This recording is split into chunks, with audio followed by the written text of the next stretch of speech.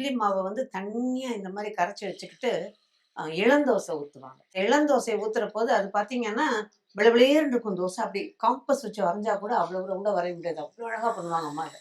ஒரு ஸ்டவ் அப்போ மண்ணெண்ண ஸ்டவ் தானே, அதை வச்சுட்டு உட்காந்துக்கிட்டு அதை ஊற்றி ஊற்றி எல்லாருக்கும் எடுத்து கொடுப்பாங்க. மாடியில் காமராஜர் ஐயா சாப்பிட உட்காந்துருப்பாங்க. வந்தாங்கன்னா அந்த தலைக்கறி குழம்பும் அந்த இதுவும் ரொம்ப பிடிக்கும் அவருக்கு. எப்பாவது சாப்பிடணும்னு தோணுச்சுன்னா சொல்லி விடுவாங்க, அந்த குழம்பும் தோசையும் கொடுத்து விட சொல்லுங்க. அம்மா அதை அப்படியே சந்தோஷமா பண்ணி அனுப்புவாங்க. அப்பாவோட ரசிகர் ஒருத்தர் வந்து ஒரு தடவை வந்து ஒரு டின்னு நிறைய உப்பு கண்டம் கொடுத்து விட்டாரு. அந்த உப்பு கண்டம் வந்து நாங்கள் எல்லாம் சாப்பிட்டோம், என்ஜாய் பண்ணி முடிச்சதுக்கப்புறம் அப்பா கேட்டாங்க, எங்கள் உப்பு கண்டம் என்ன பண்ணீங்க? சாப்பிட்டோம்ப்பா எல்லாம் அப்படின்னு. அது என்ன உப்பு கண்டம் தெரியுமான்னு. நாங்கள் தெரியாதுன்னா கருங்குரங்கு உப்பு கண்டம் எல்லாம் சாப்பிட்டோம் நாங்கள்.